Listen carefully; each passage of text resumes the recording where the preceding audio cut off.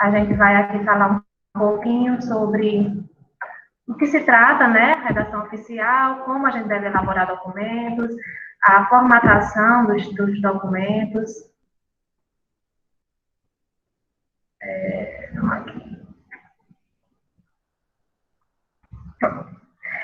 Redação oficial é a maneira pela qual o poder público redige comunicações oficiais e os atos normativos.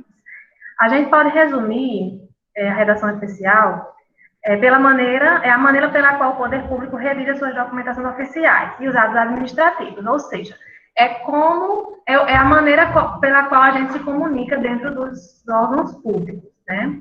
Então, a gente tem essa finalidade, que é de passar informações, e de passar informações de forma precisa, clara, objetiva, né? Já que a nossa finalidade, a finalidade da nossa língua, é nos comunicar e falar, nesse caso, né, por meio da redação oficial, em nome de um órgão dos setores públicos, né? Então, quem comunica, que é sempre o serviço público, né, seja uma secretaria, uma universidade, um ministério, o que se comunica é sempre algum assunto relativo às atribuições dos órgãos que comunicam, para quem?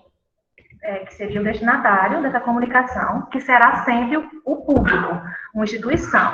Por isso, que algumas características e alguns elementos têm que ser priorizados nessa comunicação. Só um instantinho.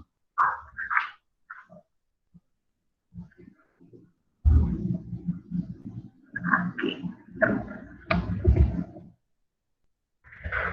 E aqui vamos para alguns atributos da redação oficial. Vocês vão ver que quando eu começar a falar sobre isso, vai parecer que é um pouco redundante, que a gente está repetindo algumas coisas, mas não, é porque um elemento desses, um atributo desse, vai complementar o outro, né? Então, quais são esses atributos que todo documento oficial deve ter? Deve ser claro e preciso, deve ser objetivo, deve ser conciso, coerente, com elementos coesivos, adequados, deve ser impessoal, tem que ter formalidade e padronização e uso da norma padrão da língua portuguesa. E aqui a gente traz alguns exemplos de como um texto deve seguir esses atributos, né? E o que a gente deve optar e evitar nesse tipo de comunicação. Vou só falar que eu estou alternando entre as duas telas, aí eu não estou conseguindo ver vocês. Então, vocês estão... Quando vocês tiverem alguma dúvida, eu não vou conseguir acessar o chat, porque eu estou alternando as telas. Podem ligar o microfone e pedir a voz, tá?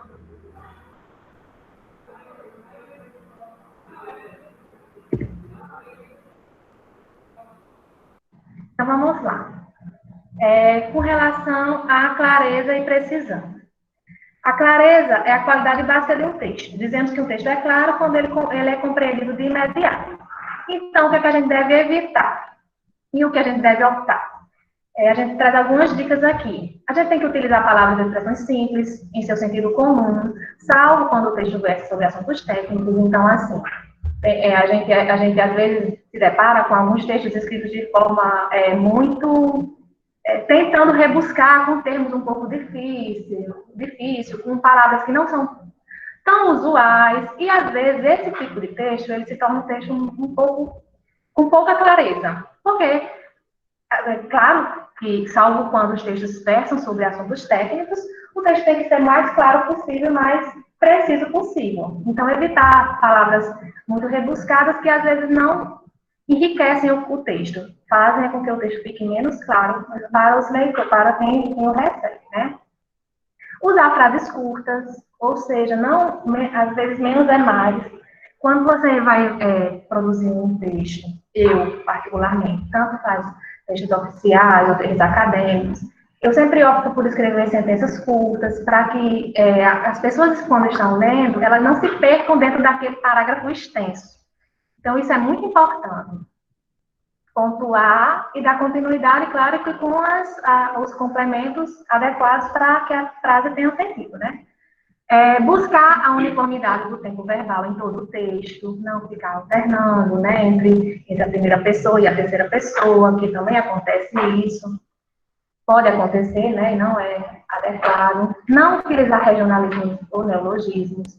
pontuar adequadamente o texto, explicitar o significado da sigla na primeira referência a ela. Então, quando a gente vai falar uma sigla de algum órgão e ele a quem recebe, não necessariamente tem a obrigação de conhecer a sigla daquele órgão que se refere. Então, você cita ele por extenso e depois cita a sigla mais na frente, né, para poder a pessoa saber a quem você está se referindo.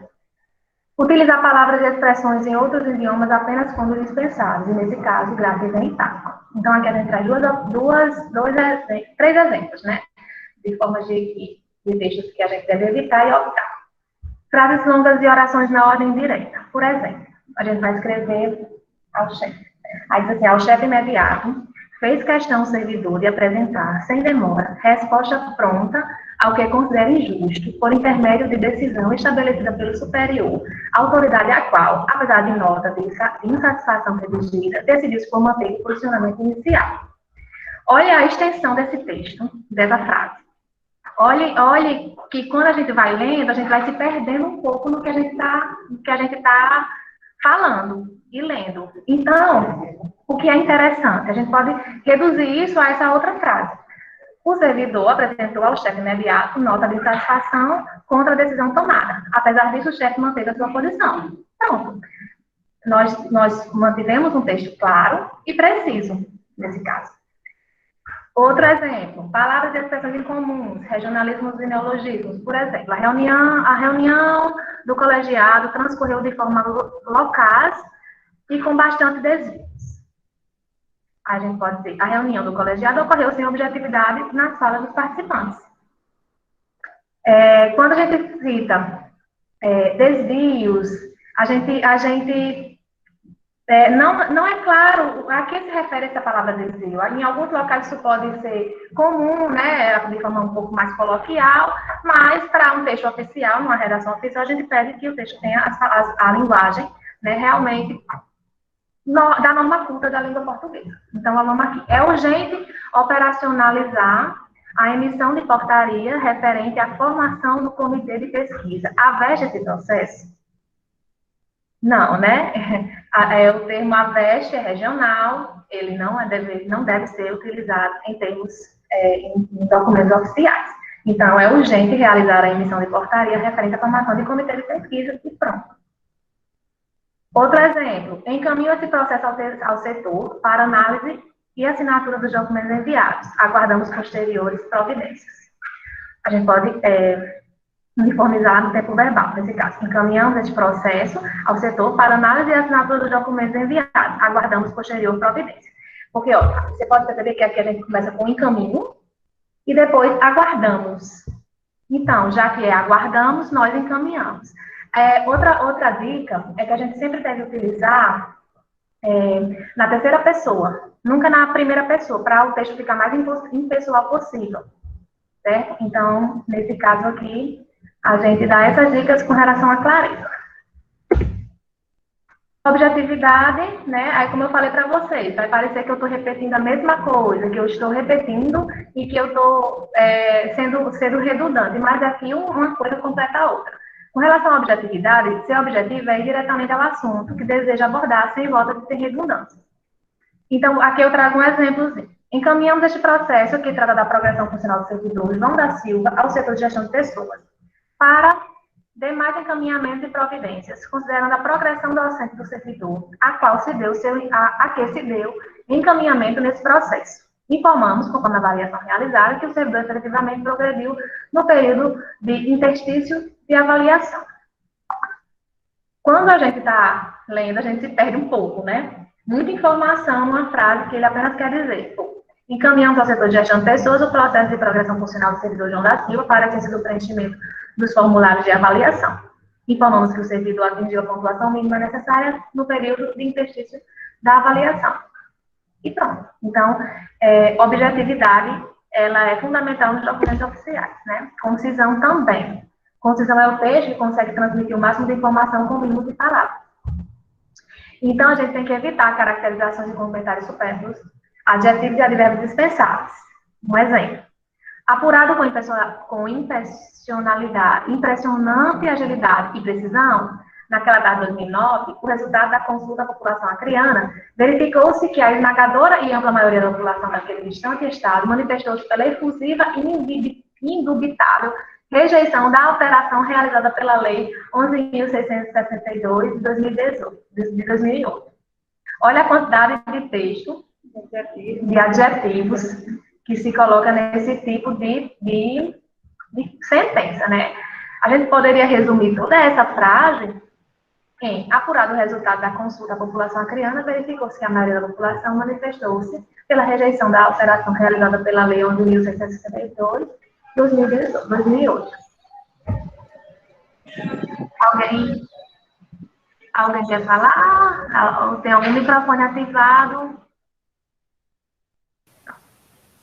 Tá tudo bem, né, gente? Tá dando para acompanhar? Beatriz está querendo falar, pelo que eu estou entendendo. Beatriz, agora seu som não está saindo. Não. De Beatriz. Se você quiser escrever, eu falo aqui a sua dúvida ou coisa do tipo.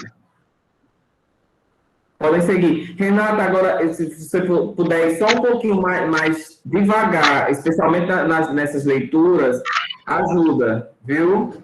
Tá bem. Tá, obrigada.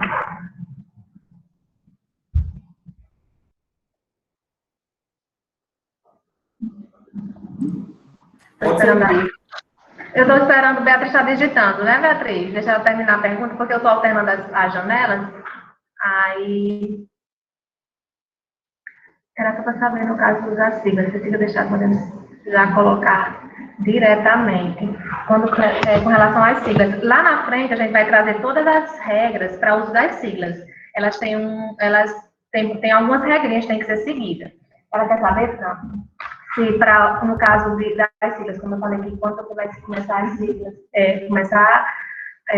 a falar sobre um ser, você falar a sigla antes, dizer o que é, para depois usar. Ela quer saber se no caso dos estados, eles precisam dizer primeiro o nome completo. Não precisa. No caso da unidade da federação, pode colocar só a sigla mesmo, Mossoró RN. Viu?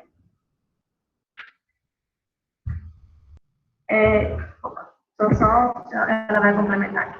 A gente está colocando em tela cheia, não está vendo assim o chat, como o Marcos falou, mas a qualquer momento vocês podem interromper, certo, gente? Não é um monólogo, podem ficar à vontade e na hora que surgir alguma dúvida pode perguntar. Porque às vezes a gente vai seguindo e você até esquece a dúvida que você tinha inicialmente. Viu? Então podem ficar à vontade para interferir. Aí vocês ativam o microfone, caso tenha alguma dificuldade na hora, como aconteceu com o Beatriz, vocês digitam aqui, quando a gente parar, a gente vê. Tá bom? Vamos aqui para concisão. Então, vamos para coesão e coerência. Então, a gente vem aqui falar sobre um texto quando ele é coeso e quando ele é coerente. Percebe-se que o texto tem coesão e coerência quando se lê e se verifica que as palavras, as frases e os parágrafos estão entrelaçados, dando continuidade uns aos outros. Elementos que podem contribuir para a produção de um texto coeso e coerente: substituições lexicais, elipse, utilizar conjunções para estabelecer ligações entre orações. Então, vamos aqui. Com relação a um texto coeso, frases soltas, frases sem os conectivos adequados para ligar uma à outra, ele se torna um texto com pouca coesão e, consequentemente, ele torna um texto incoerente. Então, existem alguns elementos, a língua portuguesa nos dá algumas estratégias para que a gente elabore um texto e a gente una, né, as frases de forma que elas não fiquem soltas, elas se entrelaçam, que dê continuidade ao sentido do texto. Então, a gente pode, por exemplo, a gente traz aqui essas principais elementos que a gente pode utilizar. Por exemplo, substituição lexical. O ofício está pronto. Bom, o documento trata da exoneração do servidor. A gente não repete o nome ofício. A gente não, uma frase, um texto, ele não deve ser repetitivo com os mesmos termos. Então, a gente tem que saber, estrategicamente, fazer uso dos léxicos para que ele fique é um texto bom de se ler e coerente, né? Coerente e claro e conciso, enfim. Então, a substituição lexical, ela é fundamental. A gente tem que ter um leque amplo de sinônimos, de palavras que substituam umas às outras, para que o texto não fique repetitivo. A gente tem várias ferramentas hoje, né? Vai no Google, substitui uma palavra que substitua tal, para que não fique realmente um texto com várias palavras repetidas. Então, um texto pobre, né? Exatamente, então um texto muito pobre. A elipse, como a gente, que consiste na omissão de um termo recuperável no texto. Por exemplo, o decreto regulamenta os casos gerais, a portaria, os particulares. Então, na segunda oração, houve a omissão do verbo regulamenta. A gente não vai dizer, o decreto regulamenta os casos gerais, regulamenta as portarias, regulamenta os particulares, porque senão fica um texto muito repetitivo. Então, a elipse é justamente essa omissão, né? A gente omite um texto, só que ele está ali, só que a gente não precisa mostrá-lo, não precisa expor. Então, nesse caso, a gente faz uso, né, dessa estratégia também, que é a elipse, para que o texto não fique cansativo. E utilizar conjunções para estabelecer ligação entre as orações, períodos ou parágrafos. Exemplo, o embaixador compareceu à reunião, pois identificou o interesse de seu governo pelo assunto. As conjunções, elas são muito importantes na elaboração de um texto, e elas também podem ser muito perigosas, porque se você colocar uma conjunção algo adversativo, você vai estar, uma frase vai estar sendo oposta à que você falou anteriormente. Né? Então, a gente precisa ter conhecimento dessas estratégias para a gente poder fazer uso, para que a gente não cometa um erro e deixe o nosso texto incoerente e, de repente, não passando a mensagem que a gente gostaria que passasse. É muito importante que a gente se atente a isso, né? Aí vamos falar um pouquinho sobre a impessoalidade.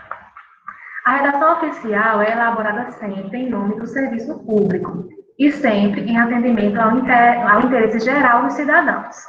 Sendo assim, os assuntos e objetos dos expedientes oficiais não devem ser tratados de uma forma que não há estritamente impessoal.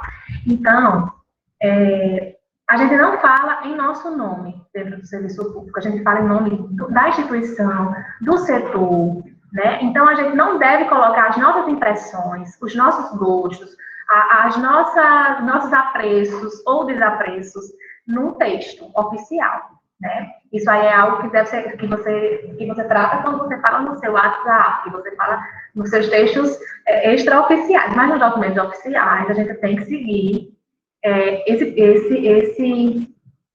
critério da impessoalidade. Ele é fundamental. Então, aqui a gente vai mostrar 2 exemplos que vão mostrar um pouquinho o que se deve evitar e optar, né? Realmente, acho que a proposta de compra de cadeiras novas é brilhante e deve acontecer. Já começou errado. A gente não acha nada. No serviço público, nós não achamos nada. Nós não temos opinião. A gente só pede, a gente só informa, a gente só comunica, mas a gente não opina. Porque a opinião é uma coisa pessoal e a gente não pode colocar o nosso gosto e a nossa opinião como sendo representada pelo órgão que você representa, né? Então, a gente já começou errado aqui. Então, a gente tem que optar nesse iniciozinho. Em razão de demandas internas do setor, concordamos com a compra de cadeiras novas. Concordar, nesse caso, é diferente de achar brilhante. Concordar é dar o aval para que a compra seja realizada. Nós temos isso não torna o texto impessoal, você falar que concorda com a compra, porque o concordar é o órgão, a instituição concorda com determinadas posturas, determinadas execuções, né, de compra, enfim. Mas não achar brilhante, não, é diferente, né? Então, vamos para a segunda frase. Gostaria de solicitar ao meu querido diretor de administração a descentralização de recursos para a emissão de empenho a fim de realizar a tão esperada aula externa para Recife, no dia 6 de julho de 2019. Querido diretor administrativo, não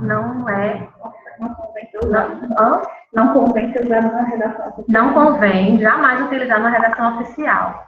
Então, solicitamos ao diretor de administração descentralização de recursos para a emissão de empenho a fim de realizar a aula externa em Recife no dia 6 de junho de 2019. A tão esperada aula externa, né, que eles utilizam aqui nesse primeiro exemplo. A gente não pode falar que ela é tão esperada. Esperada por quem? Por você? Mas a sua opinião não importa, né? Então, a gente tem que tomar esse cuidado, não colocar os nossos gostos, as nossas personalidades dentro de um texto oficial. Você não está falando por você, porque está falando pelo setor que você representa. Só um instantinho. Deixa eu ver. Beatriz está fazendo uma pergunta. E, peraí, eu vou dar uma olhadinha aqui nas perguntas, certo? Era só para saber, não. Que, se puder falar mais devagar, melhor, a você não está ajudando, tá? Ok, Carlos. Sempre na primeira pessoa do plural, né? O que, Dani? Daniele? O áudio tá ruim, gente? Talvez se vocês tivessem um fone, ficaria melhor, o áudio ficar mais concentrado. Tá, só um instante.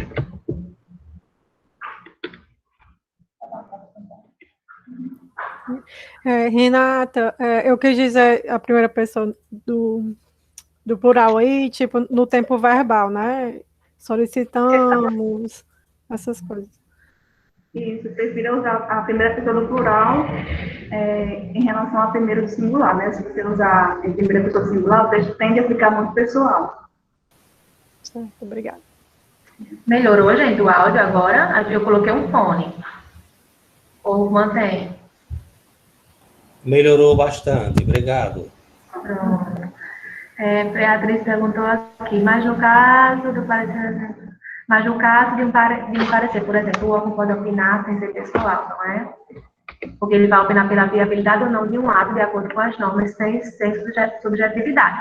Sim, ele vai opinar, mas ele tem que ser mais impessoal possível. No órgão, não do servidor. Exatamente, ele tem que falar no nome do órgão e não do servidor. Em primeira pessoa do plural, fica mais impessoal, fica mais entendido que fica falando em nome do órgão, não em seu próprio nome.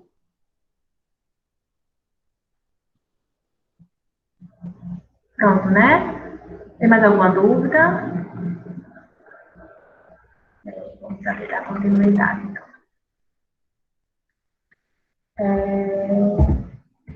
Aqui mesmo. Formalidade e padronização.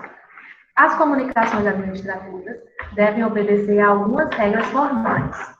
Para obter formalidade e padronização na sua escrita, este já tem as seguintes pontos. Emprego de pronome de tratamento adequado às diversas autoridades. A gente vai falar bem detalhado sobre esses pronomes de tratamento mais à frente. A civilidade e polidez do tratamento dado aos assuntos oficiais. Não podemos utilizar linguagens coloquiais, não podemos fazer uso de expressões que não estão de acordo com a norma culta ou trazem todos aqueles outros elementos que eu trouxe anteriormente, né? Traz muita pessoalidade ao texto, não traz os fechos, não traz os cargos, os vocativos adequados para aquele público, né? Uniformidade das comunicações por meio da apresentação textual, ou seja, as digitações sem erro, sem uso de papéis, uniformes, usando a diagramação correta, e usa a normativa da língua portuguesa. Então, aqui a gente vai trazer um exemplozinho disso, né, do que a gente deve falar, evitar e optar. Caro diretor, não se utiliza a palavra caro para se tratar de um diretor. Sempre vai ser senhor diretor geral ou qualquer outro pronome de tratamento que venha a ser, né, para aquele membro. Vamos lá. Queria pedir que o senhor assinasse esses diplomas que a gente está enviando aí para a reitoria. Queria pedir, a gente não utiliza, né, a gente não está querendo, a gente tem que utilizar uma linguagem mais culta, né, que a gente vai tratar de um assunto oficial. Então, a gente diz, remetemos ao senhor, anexos, os diplomas dos discentes, concluintes do curso de edificação, para assinatura e posterior encaminhamento ao gabinete da reitoria. Aí na primeira ainda, continuando. Por favor, a gente está com pressa, porque a formatura dos alunos formando já vai ser na próxima semana. Um abraço. ATT, João da Silva. Então, se você parar para olhar, antes de você ler o texto, você já percebe que a diagramação e a formatação desse texto está totalmente fora dos padrões de um documento oficial, né? Ela está toda centralizada, ela traz termos que não condizem com a norma culta, né? O fecho, o atenciosamente ele coloca um ATT, abreviando o termo que não se utiliza. O nome dele todo em minúsculo, né, para o signatário, né, todo em minúsculo.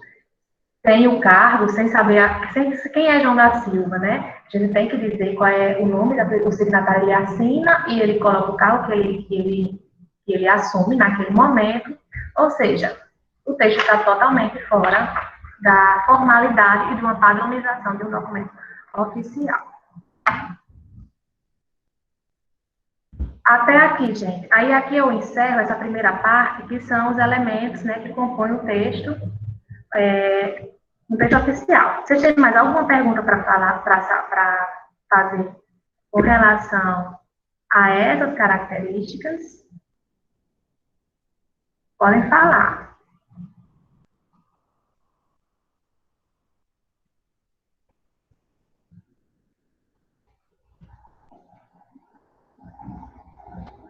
Beatriz, a gente vai entrar agora nesse método aí dos pronomes de tratamento, certo? Fran vai trazer agora, bem detalhadamente. Vou passar aqui a bola para ela. Ela perguntou... O nome que a gente envia tem que ser todo em maiúsculo? Todo O nome todo do nome em signatário, maiúsculo? sim. O nome do signatário, sim. Isso a gente está falando para documentos como ofício, por exemplo, documentos do patrão ofício, que a gente faz por... Aí Beatriz pergunta se hoje se usa senhor para qualquer autoridade da universidade, inclusive reitores e pró-reitores. Não. Essa questão do uso do senhor, ele é restrito, certo? Foi um decreto presidencial, que a gente também vai trazer a principal alteração que esse decreto trouxe, mas não é aqui para o nosso âmbito, é no âmbito federal, especificamente para o Poder Executivo. Tá certo? Mas a gente vai mostrar em exemplos na prática, tá certo?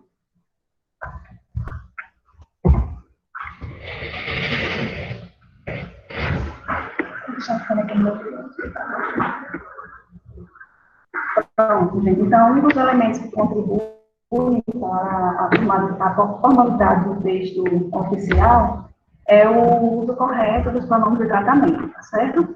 E a gente precisa atentar para três momentos de uso dos pronomes de tratamento. Tá bom? Na redação oficial, é necessária atenção para o uso do pronome de tratamento em três momentos distintos: no endereçamento, no vocativo e no corpo do texto. No vocativo, o autor do texto, né, dirige-se ao destinatário no início do documento. E no corpo do texto, você pode integrar o pronome de tratamento tanto na forma abreviada como por extenso.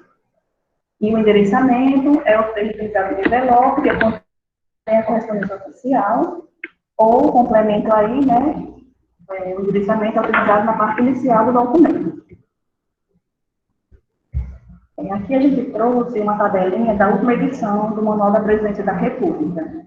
Ela exemplifica esses três momentos de uso, certo? No endereçamento, no vocativo e no tratamento do texto. Para algumas autoridades citadas nessa tabela, houve a alteração por força do decreto presidencial, certo? O decreto que eu citei há pouco, 9.758/2019. Mas alguns cargos eles permanecem como de excelência. Vamos ver aqui esse segundo cargo, por exemplo, o presidente do Congresso Nacional e o terceiro cargo, o presidente do Supremo Tribunal Federal, eles não foram, vamos dizer, atingidos pela publicação desse decreto presidencial. Então, para eles, a gente continua usando o tratamento de excelência. No endereçamento, fica a sua excelência, o senhor. No vocativo, a gente usa o excelentíssimo senhor, presidente do Congresso Nacional, ou excelentíssimo senhor, presidente do Supremo Tribunal Federal. certo? No tratamento do texto, a gente vai usar como Vossa Excelência. E para esses dois cargos, que são os dois presidentes dos poderes, a gente não deve usar como abreviado, certo? Basicamente, são as duas autoridades para quem a gente vai usar o Excelência, tanto no endereçamento, como no vocativo, como no tratamento no corpo do texto. Adiantando aqui, além dessas duas autoridades, para as demais, a gente vai usar no vocativo apenas o senhor e o cargo, tá certo?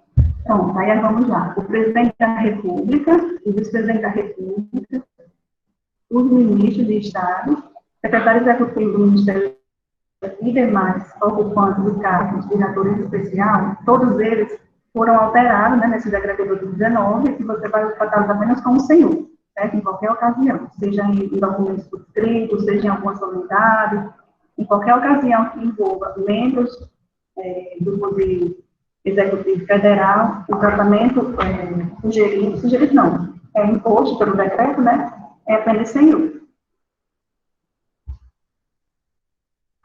Aqui a gente tem uma continuidade da tabela, né? Nessa parte aqui, a gente vai ver que mais cargos permanecem com o uso de excelência. Por exemplo, embaixador, general das Forças Armadas e outros postos militares, eles foram alterados, né? Você vai usar apenas senhor para embaixador, para general das Forças Armadas. Isso no endereçamento, você vai usar a sua excelência, o senhor. No vocativo, basta o senhor, para ver mais para todos saírem dessa tabela. Senhor e o posto, né? Senhor e o cargo da autoridade. E no corpo do texto você pode usar a Vossa Excelência, sendo que para esses demais cargos, ele pode ser usado de forma abreviada, certo? Agora vamos lá, para senador da República, para deputado federal, para ministro de Estado, ministro do Tribunal de Contas da União, ministro dos Tribunais Superiores, a gente vai permanecer com o uso de excelência, certo? No endereçamento, no corpo do texto. E no vocativo, senhor e o cargo. Aí vocês podem perguntar, Fran, mas eu vou tratar um ministro da Saúde, por exemplo, o ministro da Educação, o ministro da Ciência, vou tratar por senhor e o ministro do Tribunal de Contas vou tratar por excelência? Sim, porque o decreto, ele é restrito a agentes públicos federais, mas no âmbito executivo, tá certo? Ele não interfere nas comunicações de outros poderes, nem do legislativo, nem do judiciário. Até aqui tudo bem? Vamos dar uma olhadinha aqui no chat.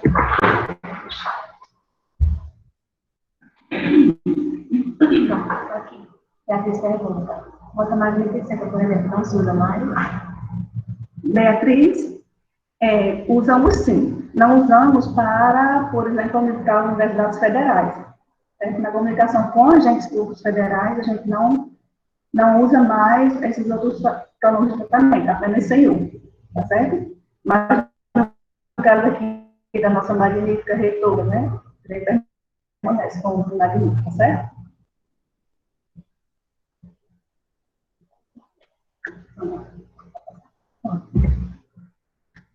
Então, aí aqui a gente vai trazer algumas particularidades, as principais alterações que esse decreto trouxe, né, que é o uso da nome de tratamento.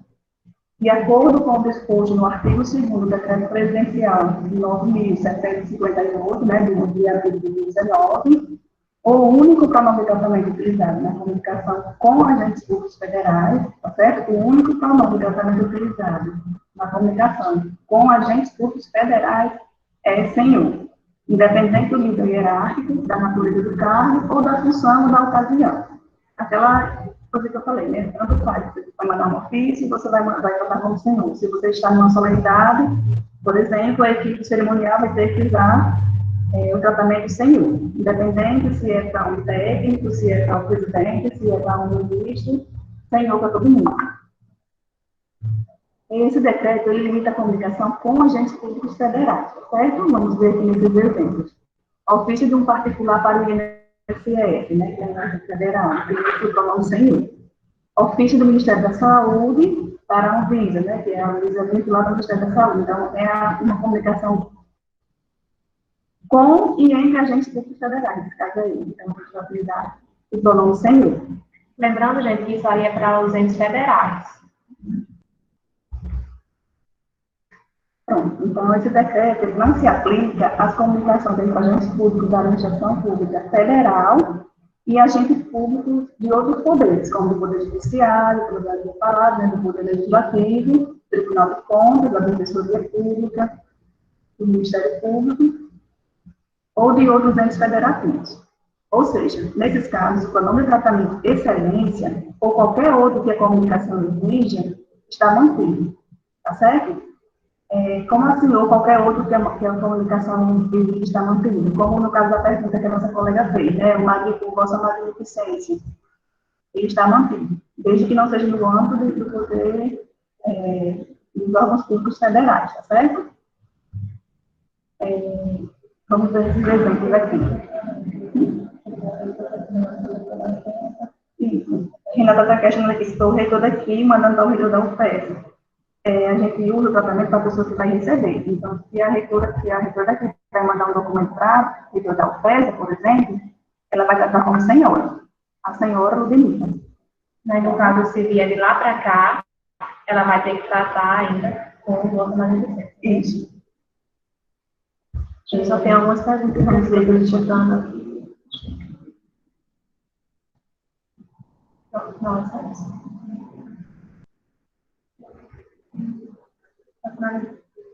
Vossa magnificência, por exemplo, não se usa mais? Foi a pergunta da Beatriz que a gente respondeu há pouco.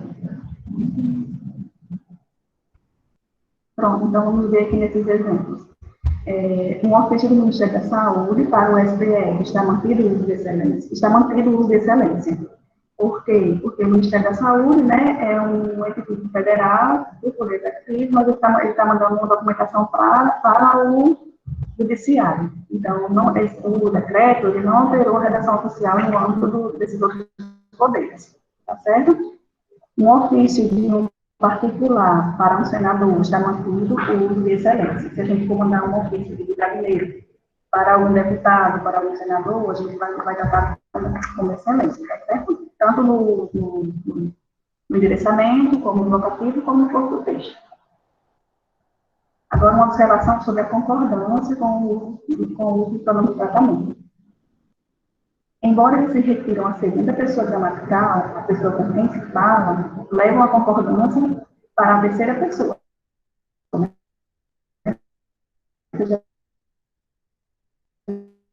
Concordância pessoa e o verbo fica em terceira, conhece o assunto.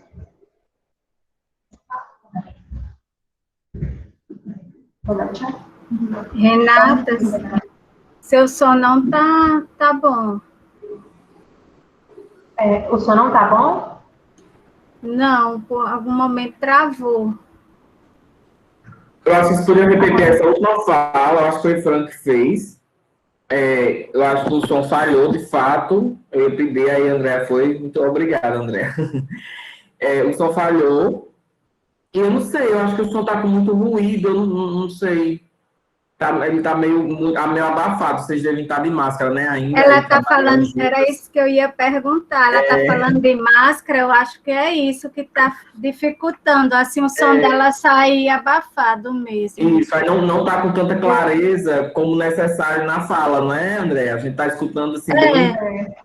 Eu estava entendendo bem, agora eu não sei se foi a internet ou o que aconteceu, que nesse... Mas alguém está achando... Eu retirei a máscara. Mas alguém está achando ruim o som? Eu achava que a acústica estava assim só por causa da sala mesmo, assim, o eco, alguma coisa nesse sentido, mas não... Já voltou, então? Fabiola disse que foi só aquela hora. Voltou, melhorou ou ainda está ruim? Agora realmente está melhor. Está melhor, Renata, melhorou. Pronto, eu vou Quando tentar falar um pouco ficar, mais. podem falar, viu? Que a gente está aqui com o slide aberto, a gente não consegue acompanhar bem o chat, tá? Vamos seguir. Pronto. Pronto, então todo mundo me ouve bem, né? Agora? Tudo bem, Nestor? Sim, tá bem. Tá bem, Renata, tá ótimo. Pode Sim, continuar. vamos seguir, tá tudo ótimo. Já sei. Pronto, tá certo. Pronto, aí nesse outro slide a gente trouxe outras instâncias de uso, né, do pronome de tratamento. Nessa aqui a gente vai ver que se adapta mais à nossa realidade aqui, né? A gente usa o Vossa Excelência para chefe de poderes e dirigentes de órgãos. Chefe do Poder Executivo, no caso de governadores, né, secretários de Estado, deputados, senadores, juízes, presidente de tribunais de justiça, tribunais de contas, prefeitos e presidente de câmaras municipais, certo? Vereador não, a gente vai usar o tratamento senhor e vossa senhoria. Mas o presidente da Câmara Municipal, especificamente, a gente trata ainda como excelência. Certo? Então, no endereçamento fica daquela forma, né? A sua excelência, o senhor, a parte você vai colocar o nome e o cargo e endereço. O vocativo fica senhor, mais o cargo, e no corpo do texto, vossa excelência. Observe que a gente trata como excelência no endereçamento, no corpo do texto, mais no vocativo, para quase todas as autoridades, a gente vai usar apenas senhor e o cargo, tá certo? Pronto, aí a pergunta de Beatriz, né? Continuamos usando vou chamar de beneficência? Sim, porque é um decreto federal e ele é restrito à comunicação com agentes públicos federais, tá certo? Inclusive, esse decreto ele não foi ainda incorporado ao manual de redação da presidência, certo? Ele é um documento à parte. Não sei se numa próxima atualização o manual vai fazer essa mudança, tá certo? Pronto, então a gente usa Vossa Magnificência para reitores de universidades, à exceção das universidades federais, né? Do endereçamento fica a sua Magnificência, o senhor ou a senhora, magnífico reitor, no vocativo, no corpo do texto, Vossa Magnificência. Tá bom? Agora a gente vai conversar, antes de chegar no padrão ofício, né, para a gente mostrar a formatação e a composição dos documentos, a gente vai falar um pouquinho sobre o uso de siglas, certo? Algumas orientações. Algumas regras de utilização. Ô, Renata, acho que não faz parte do termo, mas assim, quando eu mando um e-mail para algum órgão que eu não sei, eu gosto de usar o prezado. Sim, o prezado, ele também pode ser usado, especialmente se for para particulares. Mas se for para ente público, prefira o senhor, diretor. Se você não sabe se é um diretor, já vai mandar uma correspondência e não sabe quem é a pessoa, né? Porque às vezes uma entidade muda de gestor. Você pode colocar o prezado e o A entre parênteses, né? Prezado senhor e o A entre parênteses, para ficar isso. Sim, aí coloca prezado, senhor, senhora, né, no caso. Isso. Entendi. Pronto, então aqui, regras de utilização das siglas, né? Escreva com todas as letras maiúsculas as siglas com até 3 letras. Por exemplo, a IPF, né? BC, do Banco Central, ONU, OAB, PAB, aqui na UERN a gente tem bastante, né? As siglas de todos os departamentos, de todas as faculdades. Então, se for com até 3 letras, a gente escreve com todas as letras maiúsculas, tá certo? Siglas cujas letras são soletradas, independente se 3, 4 ou 5 letras, se forem soletradas letras por letra, a gente escreve toda em caixa alta, certo? Tudo maiúsculo. Siglas em que haja leitura mista, parte pronunciada pela letra e parte como palavra. Podem ser grafadas com todas as letras maiúsculas. Aí o exemplo, né? Departamento Nacional de Infraestrutura de Transporte, DENIT. Vou escrever todo em caixa alta, então a sigla mista. Mas eu já vi também em alguns manuais a possibilidade da gente escrever de forma mista também. A parte que é pronunciada como letra ficar em caixa alta, né? E o que é pronunciado como palavra ficar em minúsculo.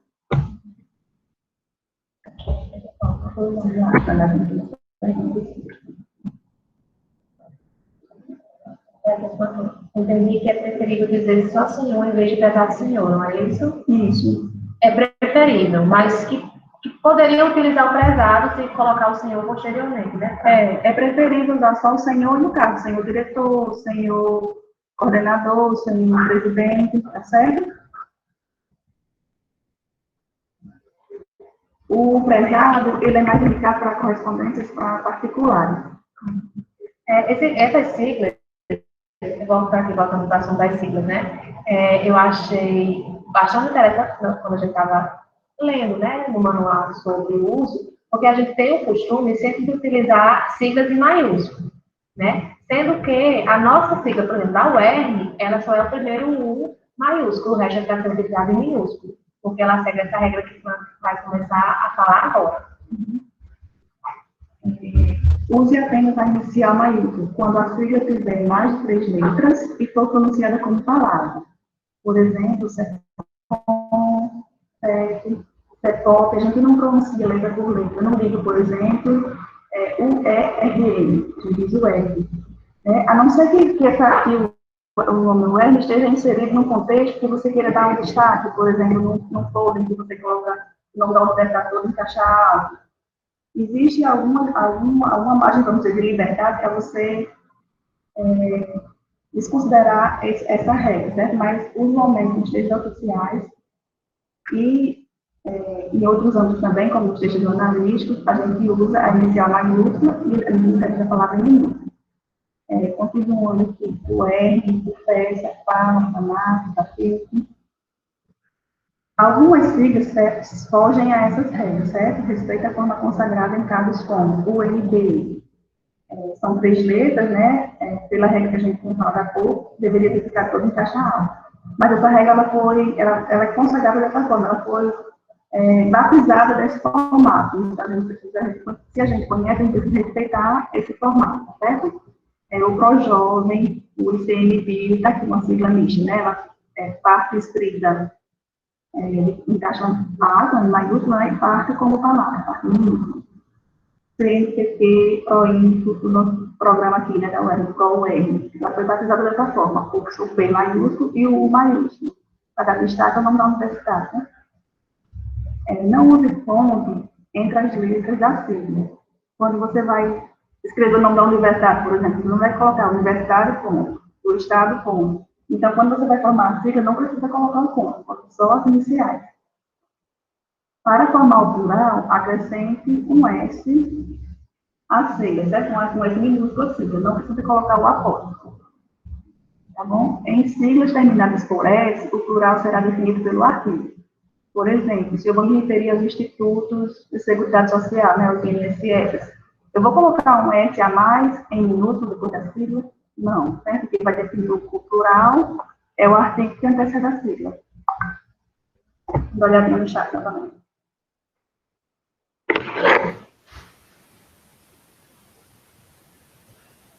Que sempre usou o maiúsculo, né? É muito comum, na verdade, é como eu estava contando com o Fran, quando a gente estava elaborando esses slides, que a gente tem o costume de usar assim, mas que pelas regras das orientações do manual, o uso das regras são essas que a gente está expondo aqui. Como a UERN, ela é como se fosse uma palavra, né? Ela não é soletrada individualmente, diferente de UFRN, que ela é soletrada separadamente, então ela sempre vai ser só a primeira letra maiúscula e o resto minúsculo.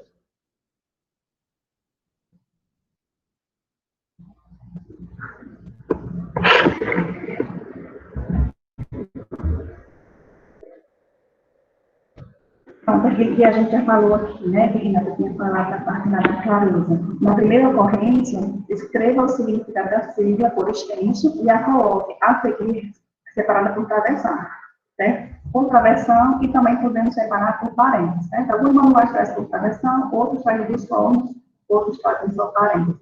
São as duas opções que a gente tem. Nos documentos aqui do gabinete, a gente padronizou usar o travessão para não ficar misturado. Uma vez você optando por usar o parênteses, que você usa em todo o texto a sigla de parênteses. Se você optar por travessão, da mesma forma. Lembrando, gente, que a travessão e não o hífen, certo? Aí existe uma forma de fazer isso no outro. Você dá um espaço, né, Fran? Você tem... Existem alguns comandos, né? O que eu utilizo aqui, eu coloco o cursor depois da sigla e dou um espaço. Aí o hífen se transforma em travessão. Não sei se em todas as versões do Word é dessa mesma forma, tá bom? Então, vamos lá, ver aqui o exemplo. A presidente em exercício da Fundação Universidade do Estado do Rio Grande do Norte, aí eu separo a travessão e coloco a sigla, né? O R, uso, suas atribuições e etc, né? Se você vai colocar, por exemplo, o nome da universidade, é claro, se você vai colocar todo em caixa alta, em em alguma ocasião. Agora você também vai colocar a sigla toda em caixa alta, tá certo? Esse outro exemplo, a Faculdade de Ciências da Saúde, a versão MEFAS, encaminhou à Corretoria de Gestão de Pessoa, projeto, a documentação solicitada para a abertura do processo. Certo? No caso aqui da FAS, se eu fosse colocar no plural, o que ia definir o plural dessa sigla FAS? Eu ia acrescentar outro S? Não, né? A gente vai definir pelo artigo. FAS. Então, outra coisa que a gente tem que ter atenção é com relação ao gênero da sigla, certo? Cuidado com o gênero da sigla. Observe a primeira palavra, a partir da qual a sigla foi formada, para saber se a concordância é com o masculino ou com o feminino. Um exemplo aí, vamos ver se deu certo. De acordo com o pacto, governos federal, estadual e municipal, articulados, precisam melhorar 14 indicadores sociais previamente definidos pela Unicef. O que é que significa a Unicef, né? Fundo das Nações Unidas. Então, você deve concordar com a primeira palavra que originou essa sigla, que é no aí fundo, né? A concordância deveria ser pelo Unicef, masculino, certo? Bom, agora a gente vai dar uma... Vamos voltar aqui no chat, só para a gente ver se há alguma pergunta sobre o uso de sigla. Depois a gente começa com o padrão ofício.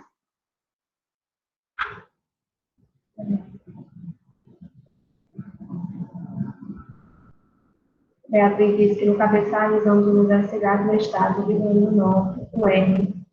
Aliás, o R, no caso do cabeçalho, o R seria em minúsculo também, né? Isso. Aí vamos ver o layout que vai estar no cabeçalho do documento, tá certo? Quando a gente chegar lá a gente tem um cabeçalho padrão que dá o R, vamos ver como ele está lá, tá certo? A Ivenari pergunta assim, essa regra da sigla se aplica apenas nas comunicações oficiais, nos dias acadêmicos, não? Ela se aplica a outras situações também, verdade.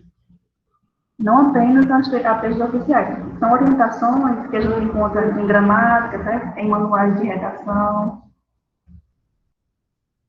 Beatriz, pode ser parente? Pode sim, Beatriz. Você só padroniza. Se você vai fazer um documento, você não fica usando hora com parente, hora com travessão. Você escolhe um dos, né, e faz o mesmo. Mais alguma pergunta, gente, com relação ao uso das siglas, ou qualquer outro assunto que a gente tratou anteriormente? A gente vai dar continuidade aqui, a gente vai falar agora das partes do documento do padrão ofício. Então, vamos lá.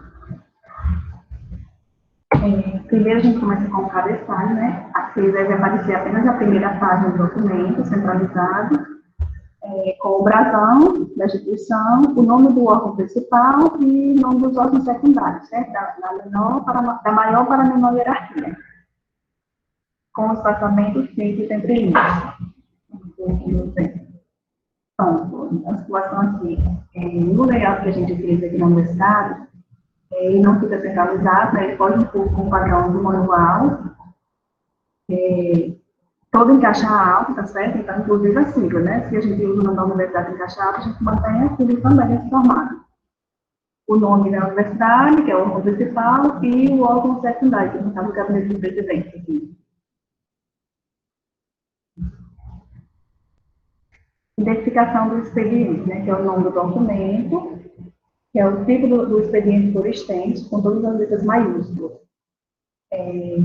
No caso, quando é um ofício, né, um ofício, ou se for memorando, com as letras maiúsculas, a indicação do número, a palavra número abreviada, depois você vai trazer o número do documento e o ano, com 4 dígitos, certo? Separado pela barra. E depois as siglas do setor, da menor para a maior hierarquia, tá bom? Alinhada à esquerda da página. Observando que existe essa regra de colocar o nome do documento todo em maiúsculo, mas quando a gente está elaborando um documento C, ele já vem o nome pronto, né? E lá fica só o O maiúsculo, a gente não tem como alterar. A gente vai mostrar também no exemplo do C. Aqui, a palavra ofício todo maiúsculo, com a palavra número abreviada, o número do documento e o ano com 4 dígitos e as siglas de setor.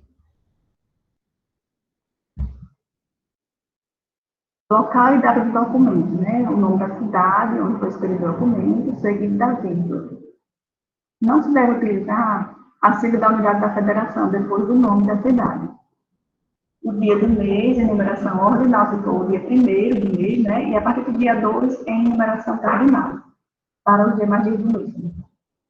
Não se deve utilizar o 0 à esquerda do número, que indica o dia do mês. Por exemplo, se a gente fosse fazer um documento no dia 2 de abril, por exemplo, então a gente coloca só o 2, não 02.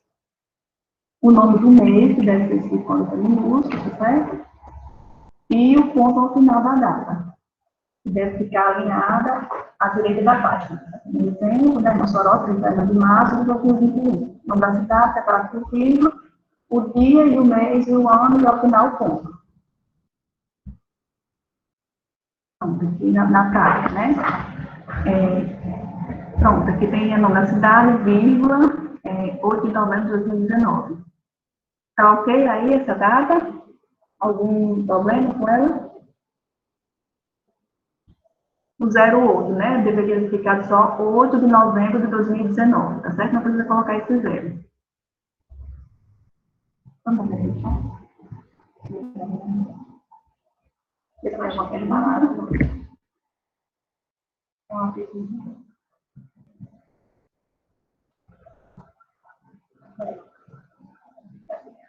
Já me peguei, eu não consigo ler direito. O vereador é mais tá pequena.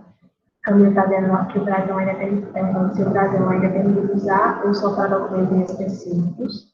É permitido sim, viu, Camila, utilizar e é indicado. Inclusive, é uma orientação do manual, que no cabeçalho eles devem pôr o Brasil.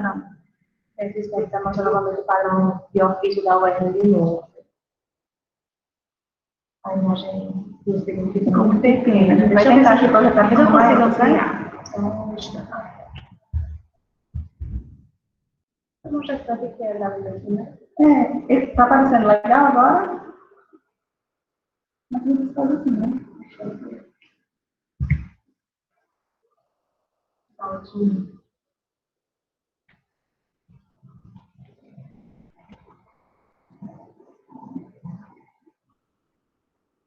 Tá todo mundo tão calado, parece que não estão escutando a gente, né? Dá para ver melhor, gente, assim? Melhorou, melhorou. Pronto, então a gente não vai ficar colocando em tela cheia, a gente vai colocar assim, para que vocês tenham acesso aos detalhes, certo? Do documento. Pronto, a gente está falando de uma possibilidade.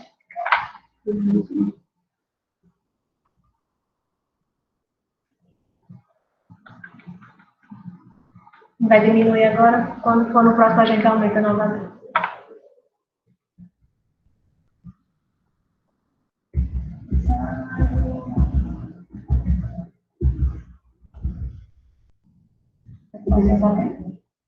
Pronto, aí no endereçamento a gente usa o vocativo, certo? Da forma que a gente tinha falado anteriormente, com os pronomes indicados. O nome da pessoa que vai receber a correspondência, o cargo e o endereço, certo? Deve ser dividido em 2 linhas. Na primeira linha você coloca a informação da localidade, do destinatário. No caso do ofício, ao mesmo órgão, informação do setor, tá certo? Na segunda linha fica o CEP e a cidade. Vamos separando por barra a unidade da federação. O alinhamento deve ser a margem esquerda e espaçamento simples, certo? Entre uma linha e outra. No manual no decreto presidencial, ele também alterou o endereçamento. Ele sugere, ele determina, na verdade, que não precisa mais você colocar o vocativo e o nome e o cargo da... Aliás, o vocativo e o nome. Você coloca apenas o cargo e o setor. E o órgão, né? Que vai receber depois do endereço. Tá certo? A gente pega um exemplo e tem também um exemplo aqui já no layout que fica o documento.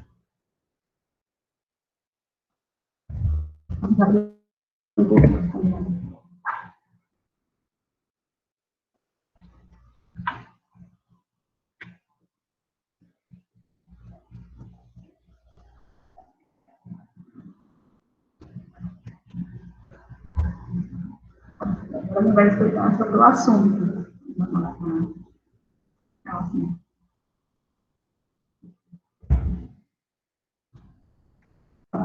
O assunto, né? A gente tem que informar o assunto depois do endereçamento.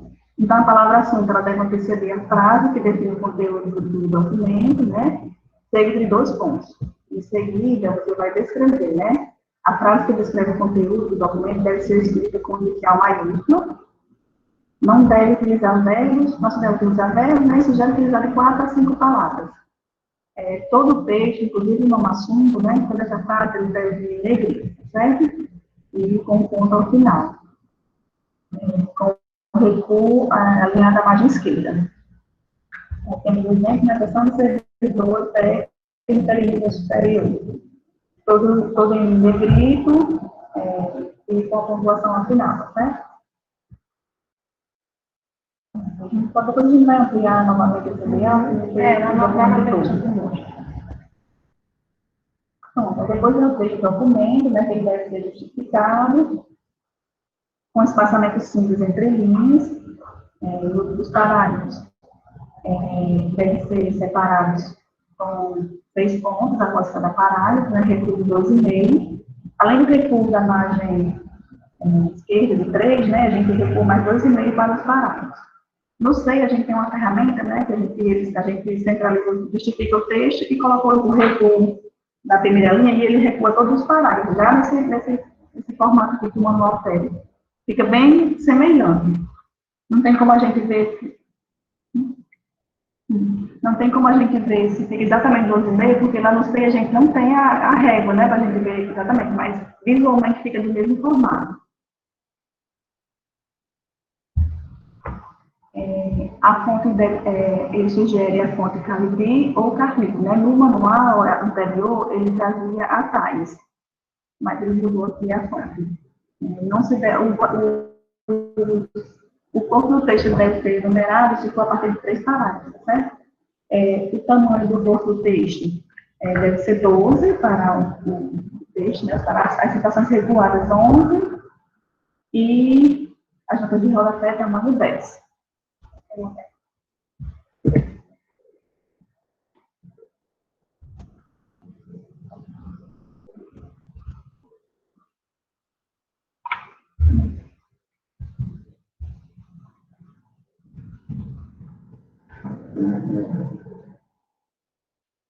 Agora vamos falar sobre os textos.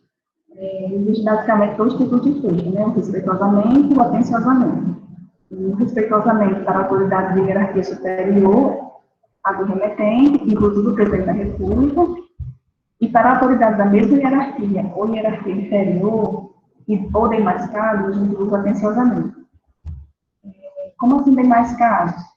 Porque a relação que não tem essa hierarquia, né, entre cargos. Por exemplo, se a gente for mandar um ofício do gabinete para a Secretaria de Cultura do município, não existe relação hierárquica entre a universidade e o secretário de Cultura, por exemplo.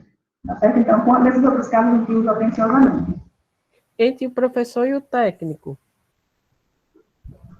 Entre o professor e técnico, a gente pode usar o atenciosamente. O respeitosamente, a gente usa para cargos, vamos dizer assim, de hierarquia do topo, vamos dizer, né? Entre professor Como e técnico. reitor, né? Isso. Para os dirigentes maiores da universidade ou de alguma secretaria, tá certo? O atenciosamente cabe para quase todas as ocasiões.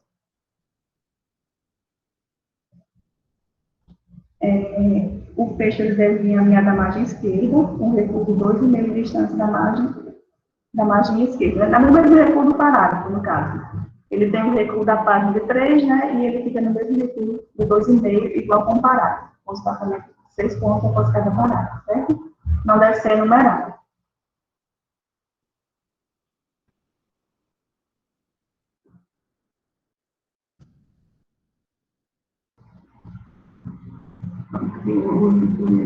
O recuo do fecho alinhado ao parágrafo, certo?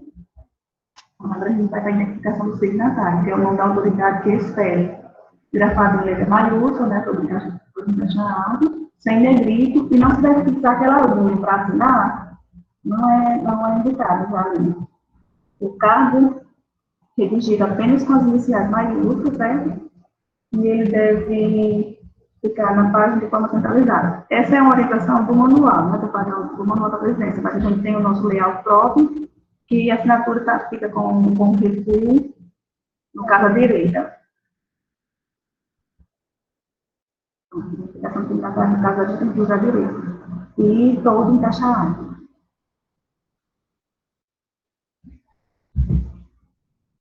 Então, aqui a gente tem o padrão do manual da presidência, né?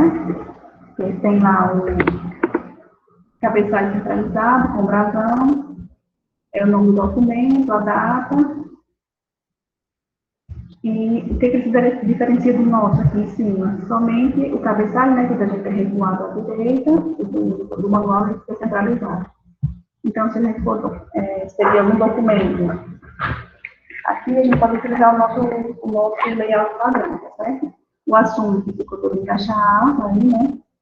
O endereçamento do assunto com recuo, o espaçamento entre linhas simples, tá certo? O assunto todo em negrito, uma pontuação final.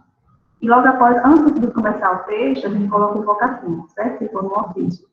Se for no memorando, que a gente ainda utiliza memorando, não precisa colocar o vocativo, certo? Nem precisa colocar o vocativo, nem o nome de tratamento e o nome da pessoa. Basta colocar o cargo e o setor no endereçamento. Renata? Fran, pode falar. Eu queria tirar uma dúvida que eu fiquei curiosa. Na verdade, o que é um memorando e qual vai ser a finalidade dele? Para que ele serve, o memorando? Pronto.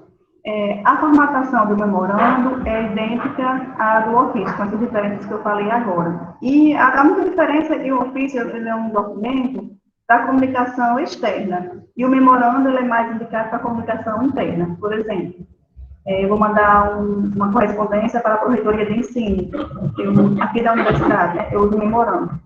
Mas eu vou mandar um documento para a Prefeitura de Mossoró, por exemplo, para outro órgão externo, eu uso o ofício.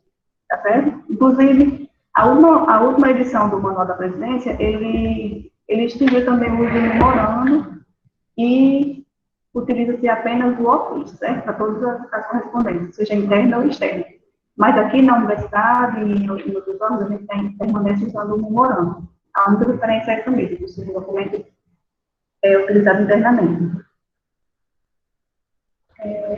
Gilson perguntou se são enumerados a partir de quantos parágrafos? A partir de 3 parágrafos. Rivânia gostaria de saber se o Manual de Identidade Visual da UERJ já encontra-se em consonância com essas regras. Por exemplo, no manual orientava-se à utilização da letra Lancre-Gold. Eu não tenho conhecimento do Manual de Identificação Visual. E não tenho como responder no momento, Rivânia, sobre esse manual. A gente percebe que tem algumas coisas nos documentos que foram enviados, né, no Manual de Identificação da UERJ, que divergem um pouco do padrão, né? No ofício, por exemplo, a centralização do signatário, ela está à direita, né, do nosso. Peraí, acho que eu não entendi bem a pergunta dela. Ela quer saber se o Manual de Identidade Visual da UERJ já encontra-se em consonância com essas regras. O nosso layout, ele diferencia um pouco dessas regras do Manual da Presidência.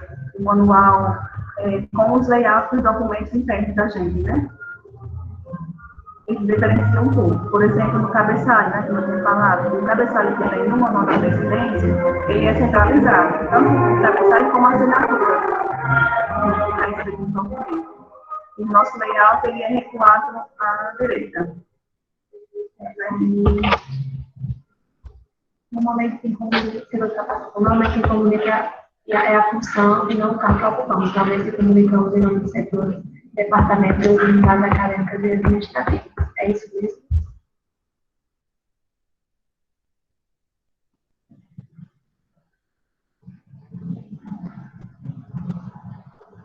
Isso. A gente fala em nome do setor, né? Em nome da instituição. Aquela questão que a Renata falou inicialmente sobre a impessoalidade Gostaria de saber se seria possível criar uma pasta compartilhada para todos os órgãos, com os modelos padrões, já com o brasão da UEM, facilitaria bastante, já com os espaçamentos, brasão e etc. Beatriz, a AGECOM, ela que elaborou todos os formatos que a gente utiliza hoje, dentro da universidade. É tanto que a gente colocou até aqui para mostrar a vocês como é o da Presidência da República e como é o nosso, e diverge em alguns pontos, certo? Mas, assim, é um padrão que a universidade adotou para utilizar aqui dentro.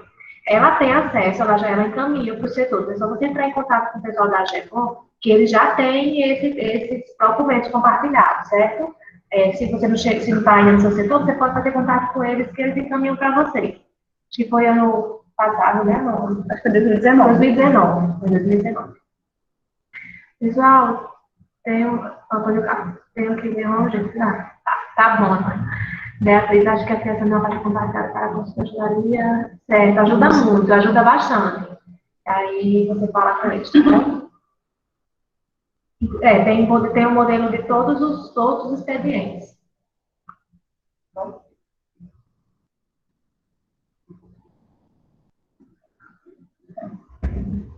Esse é o layout que a gente já vinha mostrando, né? O da gente, que diferencia do da presidência, mais a questão do cabeçalho, né? Que não é centralizado, e a assinatura lá embaixo também, que não fica centralizada. Que é, no caso, o modelo do documento feito do SEI, tá certo? A gente vai falar um pouquinho sobre ele. Como a gente está utilizando agora o SEI, né? Então, a gente vai agora mostrar um pouquinho como é a elaboração de um ofício dentro do SEI, certo? Só para a gente fechar aqui nossa apresentação.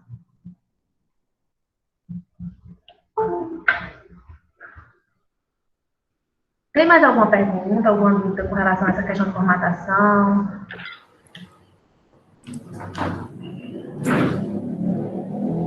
Fechou? Sim.